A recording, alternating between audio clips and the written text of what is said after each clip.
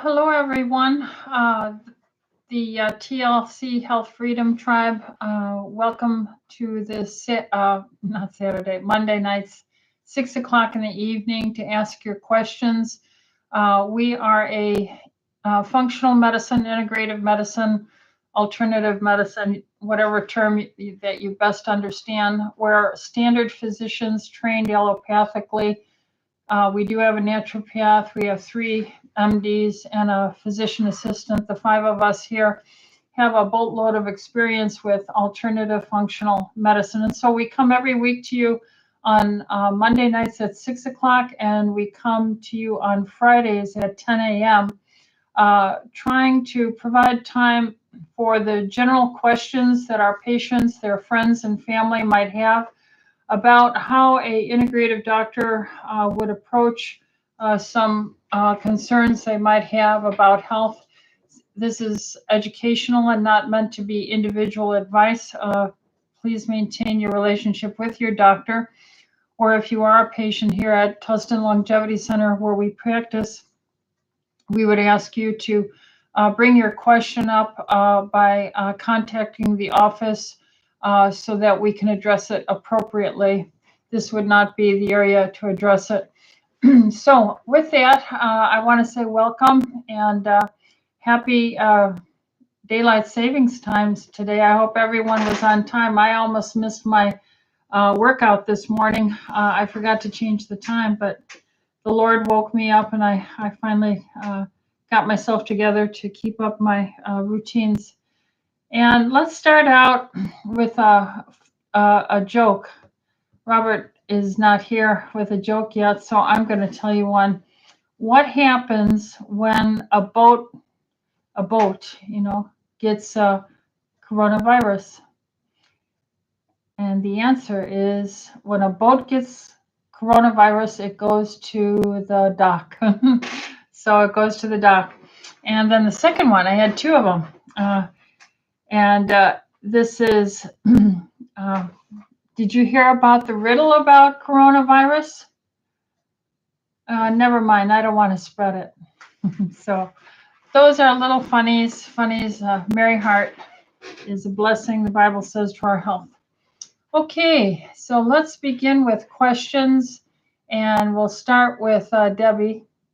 Debbie says, hi, Dr. Rita. Hi, back to you, Debbie. Excuse me. I'd like to measure my pH. Are pH stripes easy to use? Is there any brand you recommend? Thank you. Well, they're easy to use, and I assume you're primarily going to be measuring your urine pH, although you can spit on it too and get salivary pHs as well. And that's fine. The focus that we put on testing pH or testing, weighing ourselves every day, that effort, if you put it to fasting, low carb, drinking your water amount, doing your exercise, getting your adequate sleep, working on having joy in your life, being forgiving to others and get the stress down. So these things are consistent. Eating in a time restricted window, that would be valuable. Is there a lot of value to testing pH? I don't think so. I haven't seen anything I think that's really worth mentioning about pH. When you urinate, that's a waste, and the waste should be more acidic. That's where you get rid of acid, extra hydrogen ions, and so forth. So it should have a little bit of acidity. If it gets into the higher pHs, then you could say if it's a 7 or 7.5, then probably you're drinking enough water and your nutrient base is good. So maybe there's some value in that. Is there any special brand, or is there a type of pH testing that you can get over the counter? I would say no. The strips that are in those little roll-up things that you rip off are probably reasonable enough. And then you color match it on the side of the box. So there you have that. Jennifer says, aloha, aloha back to you from Hawaii. Elderly relative fell on vacation. Oh, that's sad. Forehead cut, but no sign of internal injury 24 hours later. Wrist x-ray was clear. She was told skip Eliquis for 48 hours, which apparently she's using for AFib. What helps you heal? Protein? Yeah, because the tissues help you heal. And, whenever you injure yourself, all animals stop eating. Fasting stimulates healing more than anything else. So it isn't that you need to eat more protein immediately after a fall. What your body really needs to do is to fast for a day or two and push fluids. So that would be what I would recommend for any illness, any injury, is to not eat for 24, 48 hours. And that puts you in a good state for stimulating growth hormone and repair and so forth. Let's see. Debbie S. goes on and asks, have you heard of Creatine? If so, does it help with fatigue? Thanks. Well, I got my computer here. I haven't heard of it, but I'll look up Creatine. Kratom.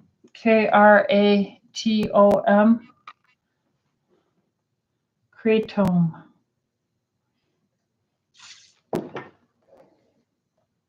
It's Mitragna speciosa, a tropical evergreen tree in the coffee family, native to Southeast Asia. It's indigenous, to Thailand, Indonesia, Malaysia. And so what does it do?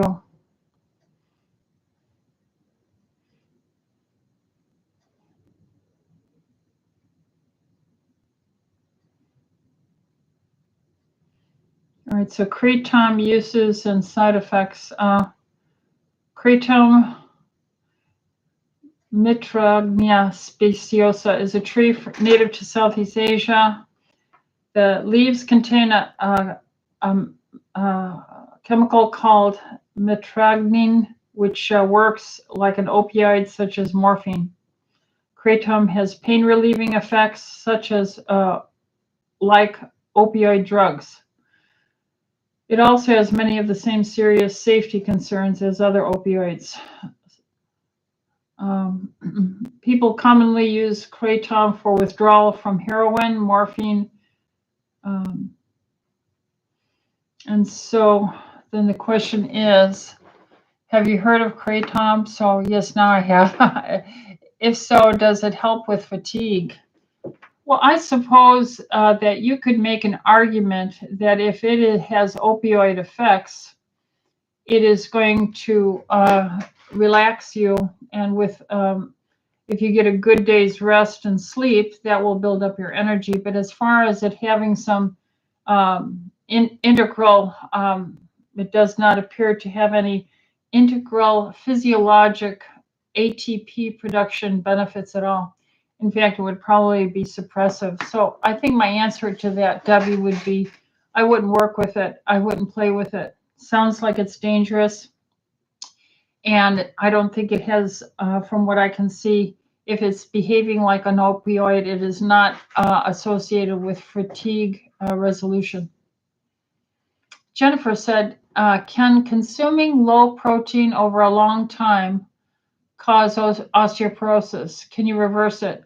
The answer is yes, and the answer is yes. So if you're very low protein, the cells, your osteoblasts that make the cells that produce the bone building are made of fat and protein. So you have to eat those things. You have to eat minerals too, and you have to have a good microcirculation to deliver it all.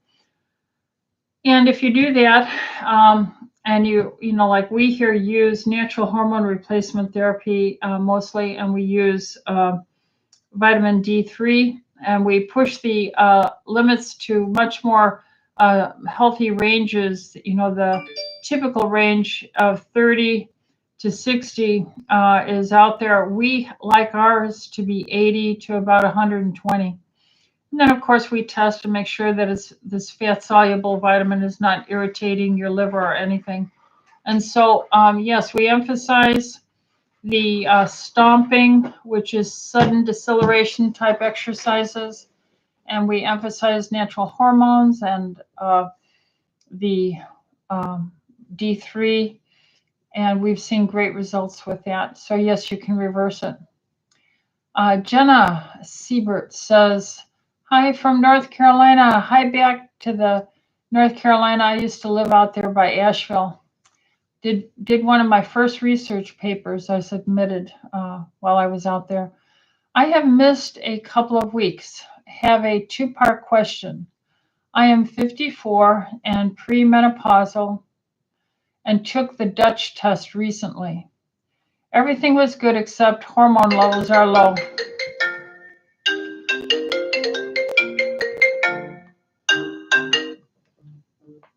Hello, Ethan. Hello, how are you? I'm live on YouTube right now, so I can't talk. Okay, I want to go in the backyard. Is Bright now? Yes, he is. Okay, I'll try to get a hold of him. Thank you. Okay, thank you. Bye. All right, so sorry about that interruption. And let's see. So what were we talking about before we were interrupted? Oh, the Dutch test recently. Everything was good except hormone levels are low and out of balance. All right, so yes, Jenna, aging is losing those signals, those hormone signals that support repair and rejuvenation. And those are largely our hormones, our natural estradiol and our natural progesterone, natural testosterone, and to many, the thyroid free T3 levels, so that we would encourage you to find someone in the North Carolina area. I think John Wilson just retired in December of 2021, but I know his clinic, Great Smokies Medical Clinic, is still open, and so I know there are care providers there, and I know they do natural medicine, and so I'm sure you would get some good advice there if you can get out there. Otherwise, acam.org, acam.org, and then look for a doctor who's gone for chelation therapy, and usually these are open-minded people who would look toward more supportive natural solutions, and maybe that you can find someone to address that and support rather than lose your repair and age too quickly. When you're younger at 54, this is the time to support it so you don't have so many losses. It's like a road. The city, the state, if it lets the potholes go unmanaged, then they become bigger and bigger, and the repair of the road becomes harder and harder. If you can start repairing the potholes and the losses at an earlier phase, then the road and the service to the communities is much better served. All right, Robert, there's Robert. I hope you heard my two jokes, Robert, because I already told mine. Let's see. He says, I hope I can barbecue when I get to heaven. I can imagine barbecuing and Jesus walks up. I'd ask, how do you like your steak cooked?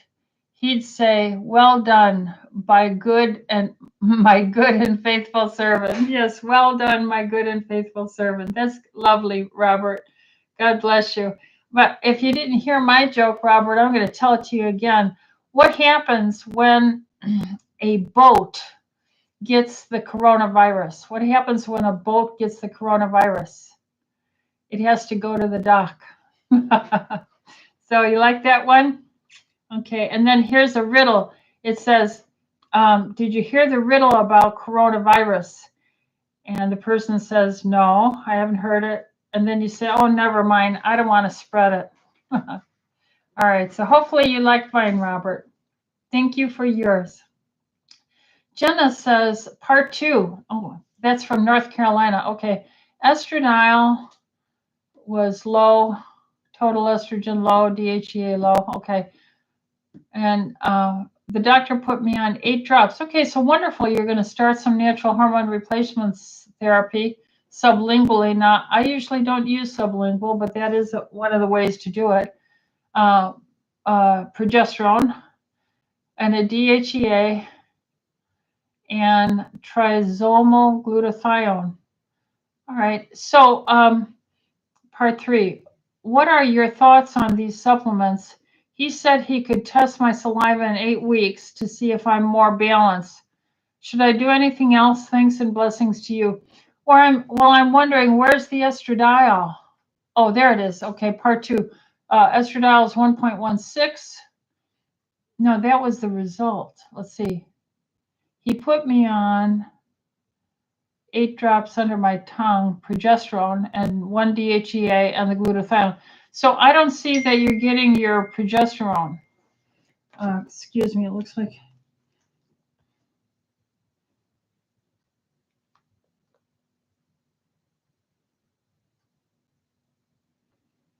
All right, so if you give me 1 second, I'm just going to send a note.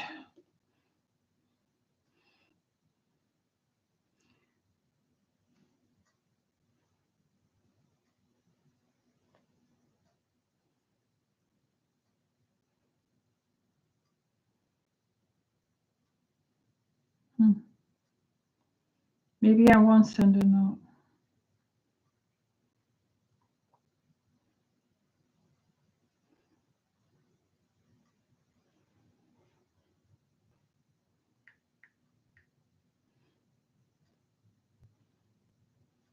Yes, I will send a note.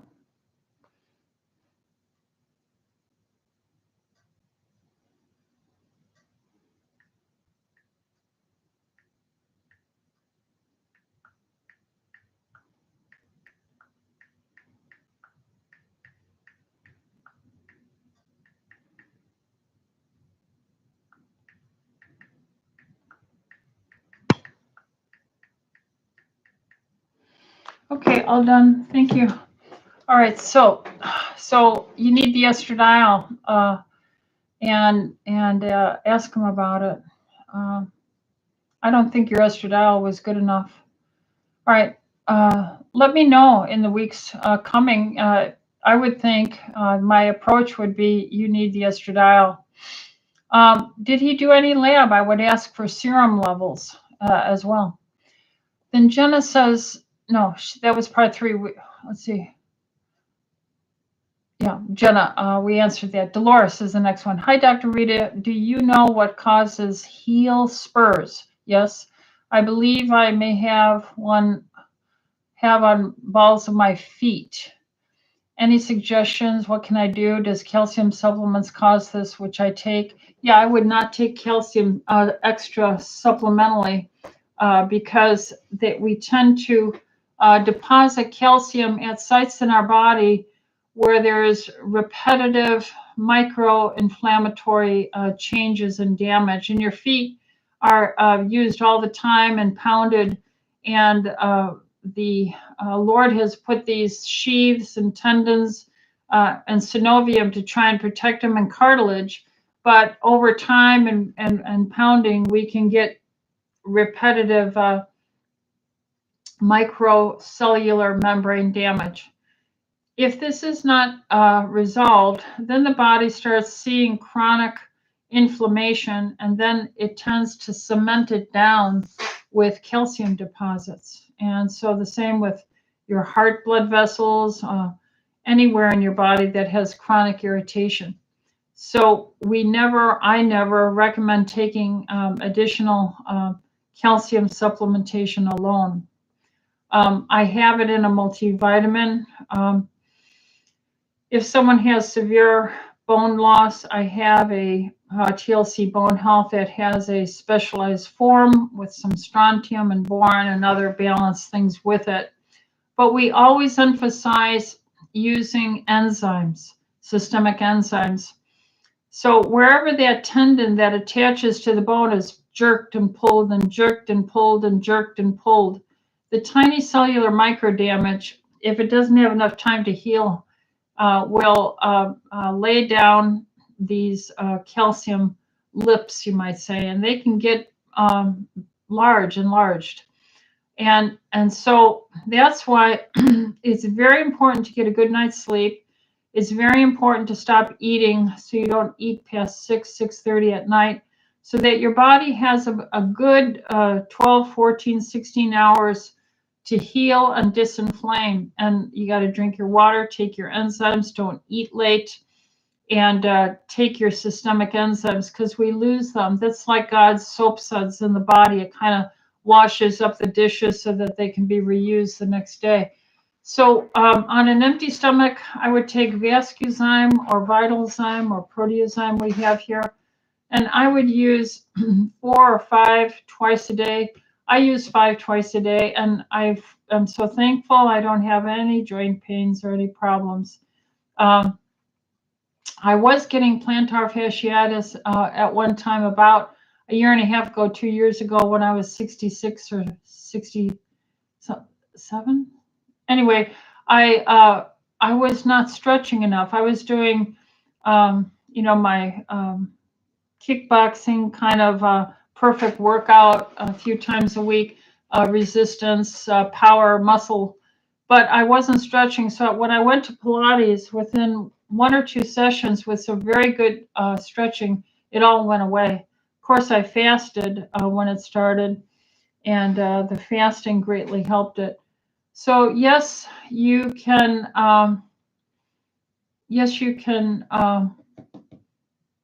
Get rid of this with these enzymes, with plenty of water, half your weight as ounces every day, and a good night's sleep, and fasting, low carb.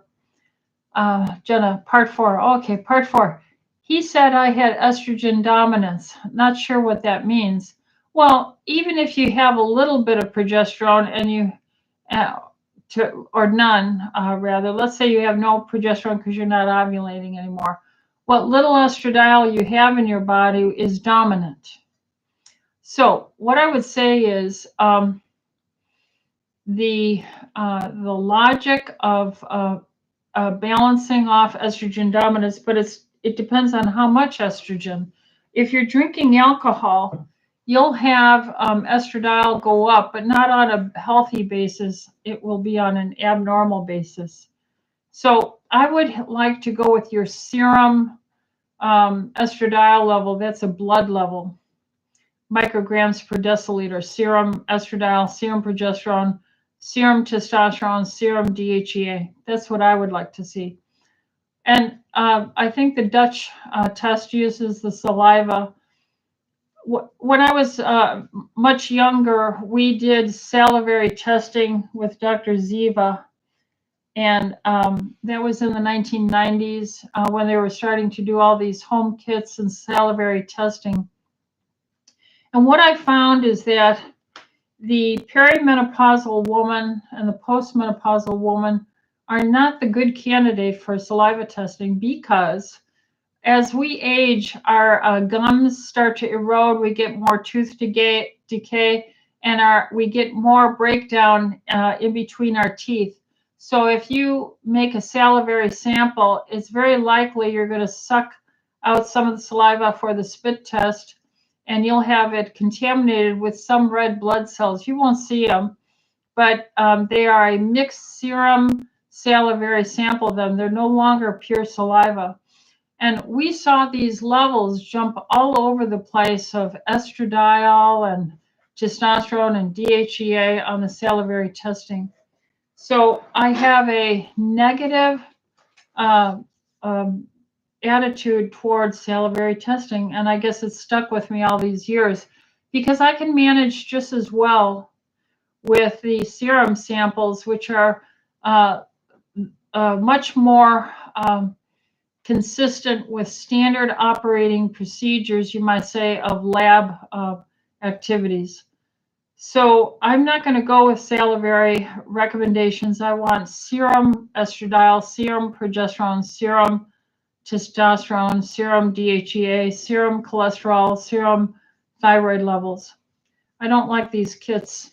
I can be educated if some new science is emerging, but I just haven't seen anything come out of the research or the conversation in these conferences we attend or with our colleagues that has really grabbed me to say the science has changed and advanced. All right, Garden Fairy says, I started 2.5 milligram Provera daily. Well, Provera is a synthetic fake, they call it progesterone. It's not progesterone. It's really a different chemical called a progestin. And in the Women's Health Study of 2002, the women's study was reviewed over and over again and still is today. And they identified that the Provera was linked with more ill side effects. So that natural progesterone is what we would ask you to be on, not the Provera 2.5. Clamara 0.025 patch, that's okay. That's natural estradiol. You had some light bleeding for 2 days with this combo. How often can I expect the spotting? Well, once you start hormones and the synthetic Provera fake progesterone is called a progestin. That is designed to clean your uterus out. Progesterone is designed to do that. And so when I start women on natural hormones, I try and remind them all, if you have a working or a historically intact uterus, and maybe your hormones have stopped and so you're not menstruating, but once we restart hormones, your uterus will start working again. To have some spotting after the initiation of natural hormones is not then uncommon. Originally, back in the 70s, when I was going through medical school and training, the standard statement was any postmenopausal bleeding, meaning if you hadn't had a period in 1 year, and then you started having spotting or bleeding, it was supposed to be presumed to be cancer until proven otherwise. And then you would see your gynecologist and they would do an endometrial biopsy and ultrasound and look at the tissue.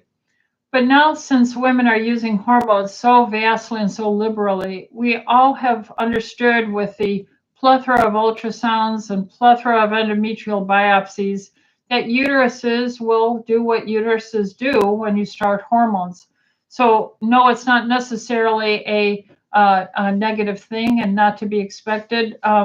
But I would get off. I don't like Provera at all. I would be on natural progesterone. And then have your levels to be checked. You want your progesterone in the serum to at least be above 4, 5, 6 range. And if you're old enough to be on estradiol, you're probably perimenopausal or menopausal age. So I would expect that the ratio of your progesterone, if it's a 4 or higher, I wouldn't probably want your estradiol much above 100, so that there's a good balance so you don't have menstrual cycles. Now, I purposely, because progesterone will stop the estrogen from stimulating the lining of the uterus to be built up and retain its lining and then shed.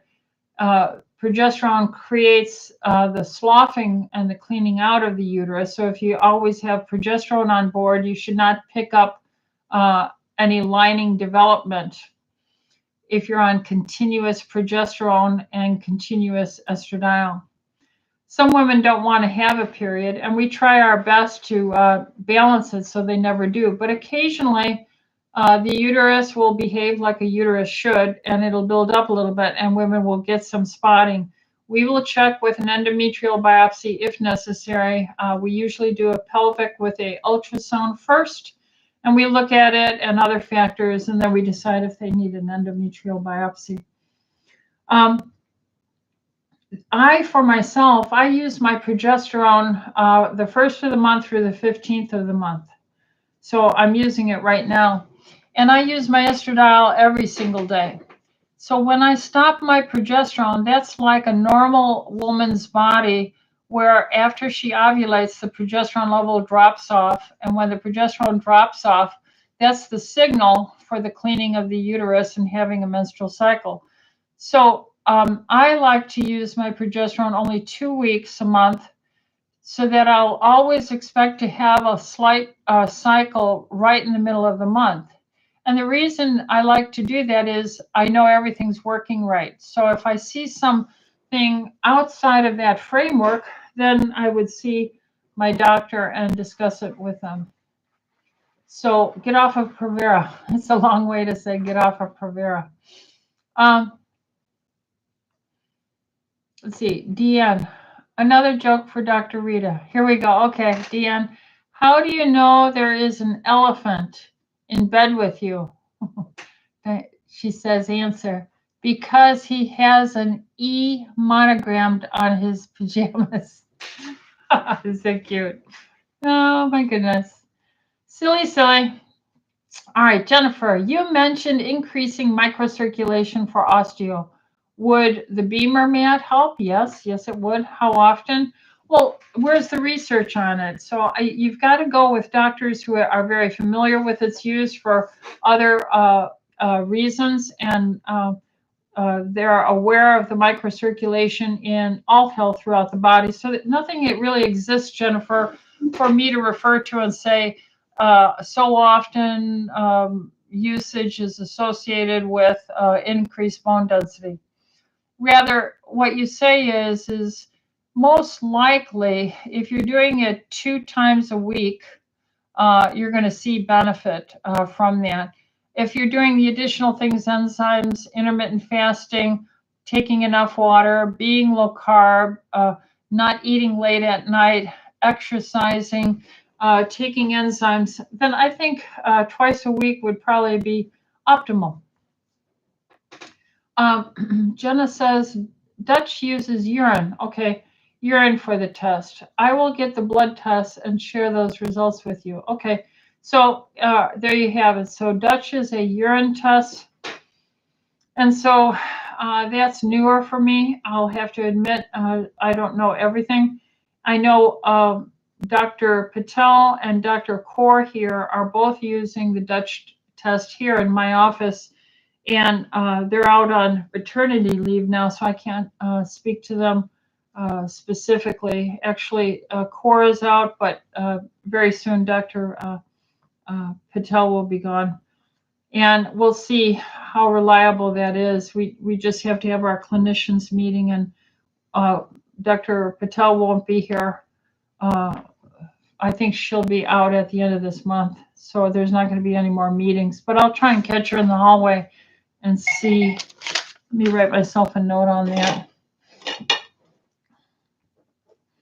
Dutch urine hormones, Dr. Patel. Okay. All right, so I'll ask that question. All right, and then Garden Fairy says, I realized the Provera was synthetic after hearing a video. I asked the prescribing doctor if she was prescribing natural progesterone, and she said yes. Yeah, that's just our training.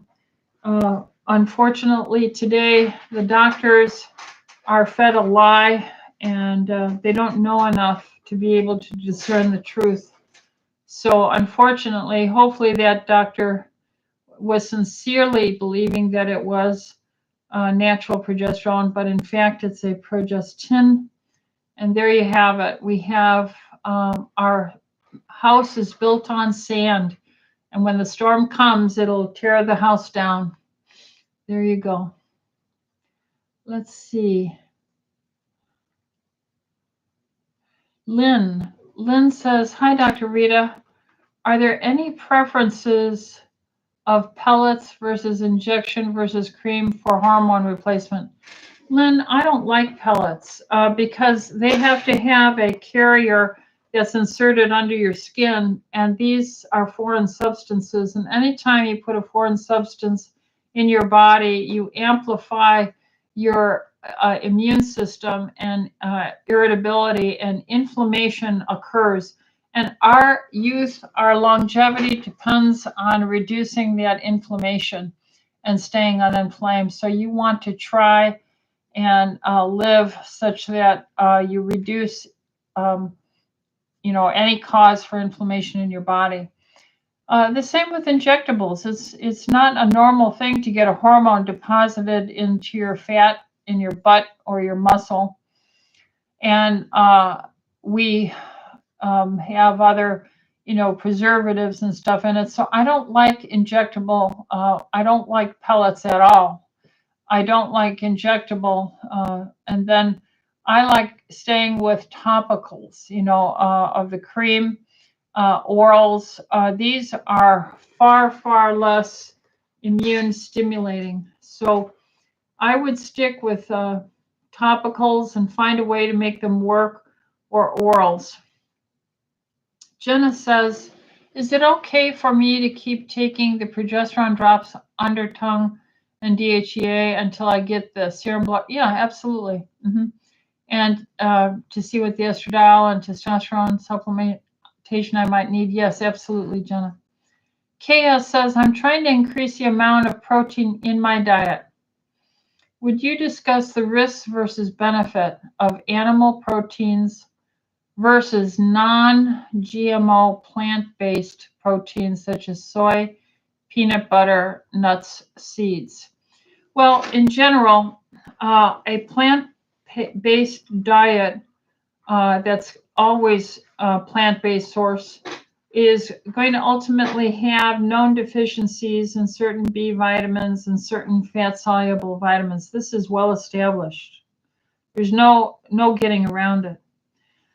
You'd have to work with someone or be very aggressive in monitoring your vitamin A, your vitamin E, your vitamin D, your vitamin K, as well as B vitamins.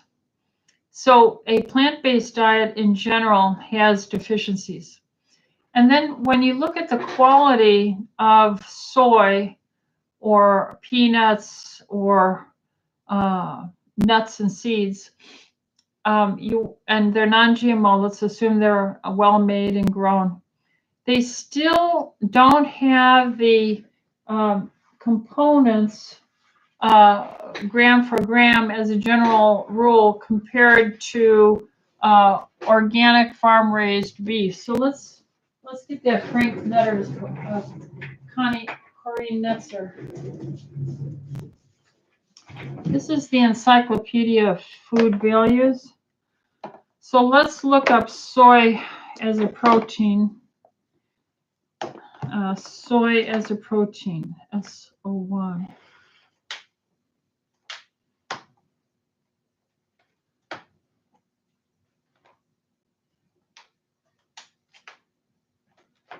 All right, soybean, okay?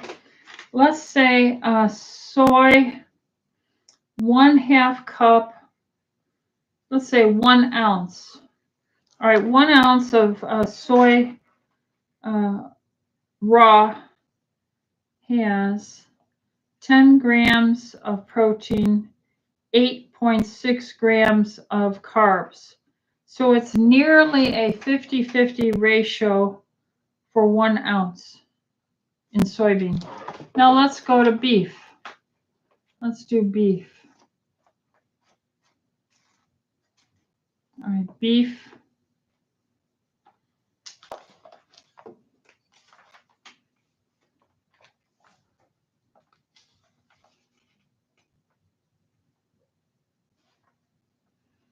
Oh, I'd like to see 1 ounce.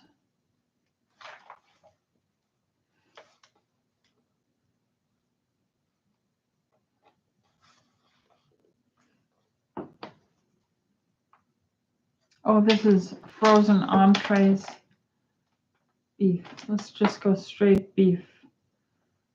Okay, here we go. Here is a beef tenderloin choice grade raw 1 ounce.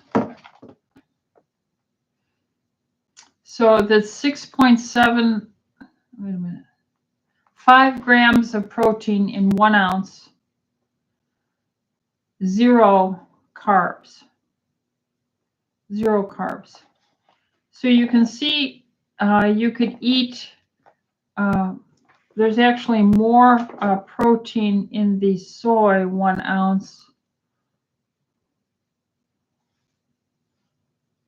10.3 grams, but 8.6 carbs. So it's nearly a 50-50 relationship.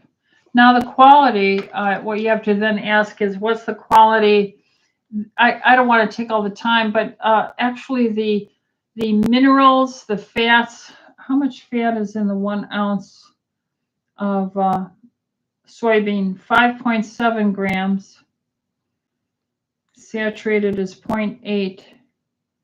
No cholesterol. Sodium 1 milligram. Fiber 3.5. Whereas the beef, which is the tenderloin, where is it? Tenderloin, there it is.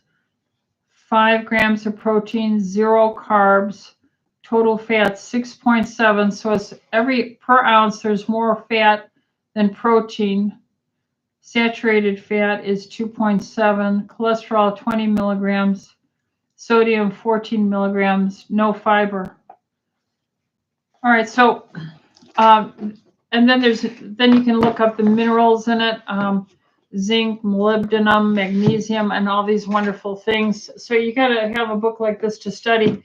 The general sense is, every time in my 40 years of looking this up, and even in college and pre-med, I always saw that the natural source of beef, fish, poultry, crustacean, pork, these were so dense in what we're made of. We are made of protein and fat. There's no plant right here between my fingers. I'm pinching my cheek.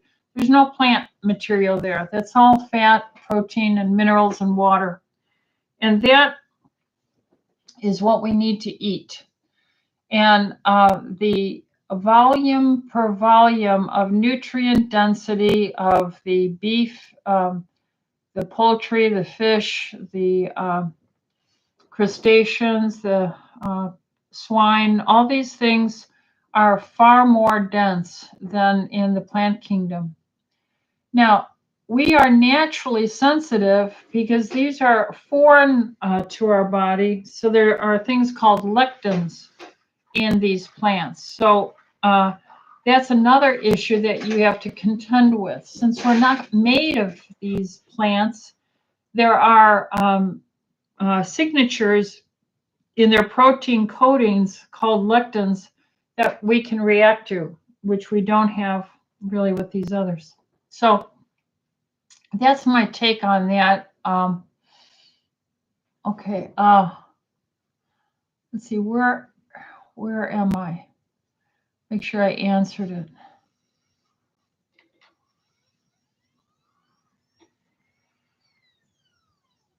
Yeah, nuts and seeds. Let's take a look at a nut or a seed. Let's look at, you want to look at peanuts? That's pretty common. Peanut. Peanut. Let's get peanuts.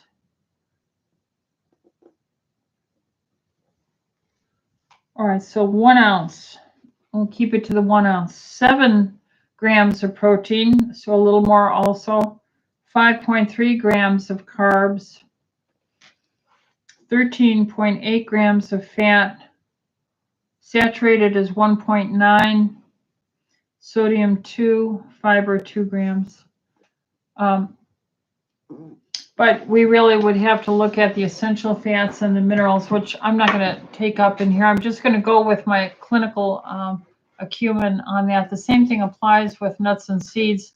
Again, you have the lectins to deal with.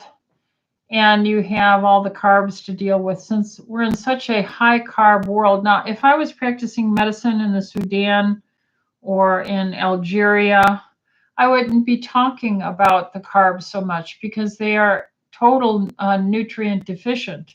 They are rather caloric deficient and total nutrient. So carbs would be much more tolerated because they don't get much food at all.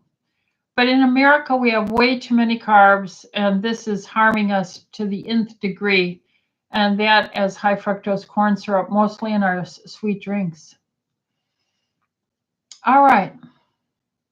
Let's see.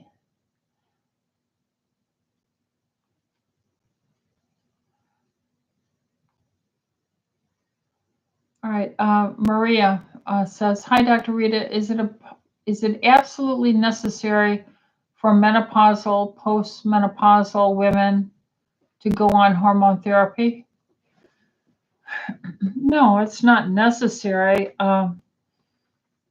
You will start aging more. You will start having less repair and reconstruction. The skin thickness will diminish. Not that it's a beauty thing, but your muscle mass, your skin is a organ that does a lot for us other than to make us look good. Your skin has many factors in it that help us resist disease and infection. So I am in favor of natural hormones.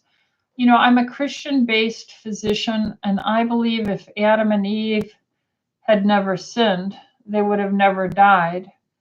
Therefore, they would still be with us, and you could go see your great grandfather Adam and Mother Eve, and you could talk to them and see if they had belly buttons or not. and maybe Adam and Eve would probably want to have a baby every 500 years just because they love children and they love the joy of being creative. So I think the design was for us to stay healthy and to resist aging and to use the wisdom and knowledge that we've accumulated to pass it on to our family and our friends and our church friends and our communities, and just emphasize the value of human life and understanding and wisdom. So I am in favor of natural hormones because it was created by the God I believe who created them in my Bible, and that this is the original way it was supposed to be. So that's what my basis is. But no, I don't make women feel bad if they don't want to go on hormones.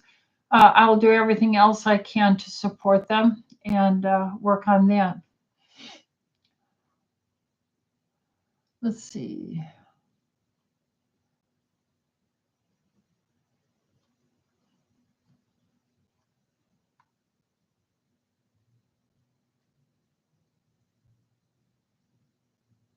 All right, Deanna says, "Do you recommend any other form of hormone replacement at my age?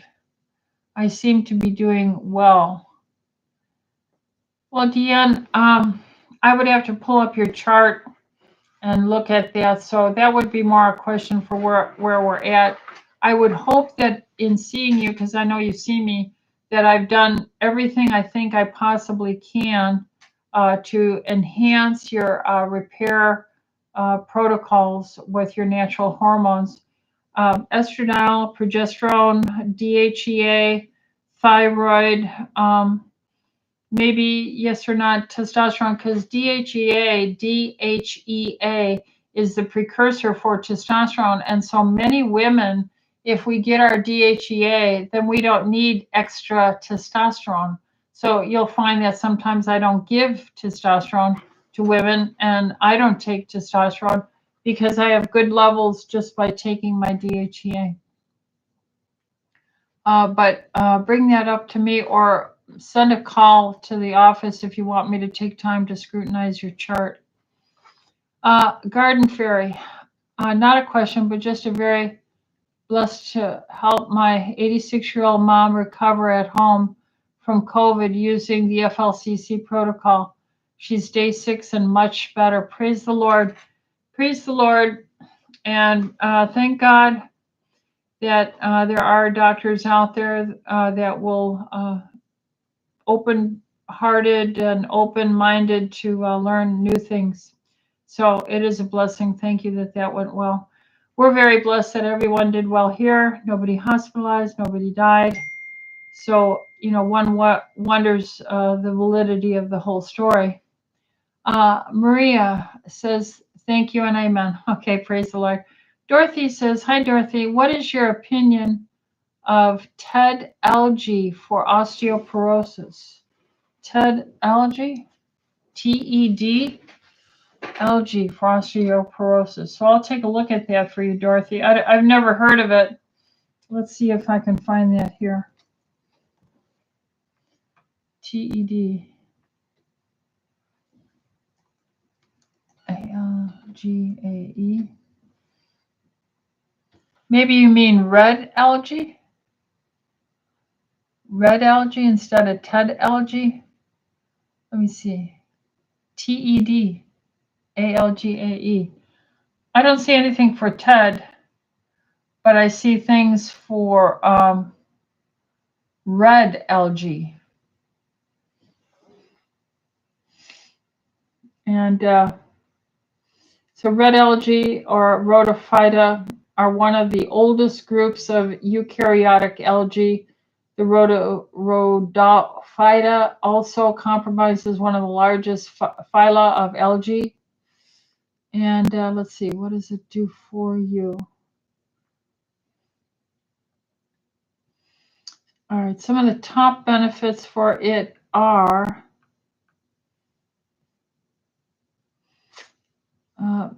it has certain antioxidants that fights oxidative stress.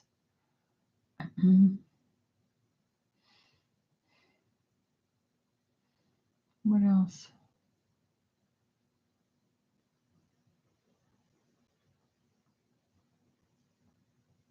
I don't see much else on it right now at a glance, but I think you're talking about red algae. And so if you're asking, after 40 years of working full-time, not taking any time off, always working and always in the research, always involved in oxidative anti-aging research, have I ever seen red algae surface as something that is something we need to look into, especially for anything else? Well, like our bones and stuff, and the answer is no. So I would say it might have some isolated benefits, but not on a really clinically impactful. All right, Dorothy, so that's that. Dolores says, Dr. Rita, I have osteopenia. And last month I was seeing P.A. Patel since Dr. Kaur is out. She recommended TLC Bone Health. Would you recommend I stop taking the calcium lactate? Yeah, I would. I would not take a separate calcium product. And I'm sure she has you on vitamin D3 with K2 as well. Hopefully you're on some natural hormones if possible. Yeah, Dorothy said it was red algae. Yeah, okay. Okay, Christine says, hi, my OBGYN recommended organic Kachan maca for sustained energy. What are your thoughts? Wow, so tonight is the night I'm really getting all these questions about weird things that I have not seen. Let's look up Kachan maca. C-A-C-O-N. Kachan maca. Yeah. Enter. All right. This is Lepidium mayanili, okay, known as maca or Peruvian ginseng. Okay, so it's an edible ginseng plant. There are many ginseng root products, and so it's probably had it may have some benefit.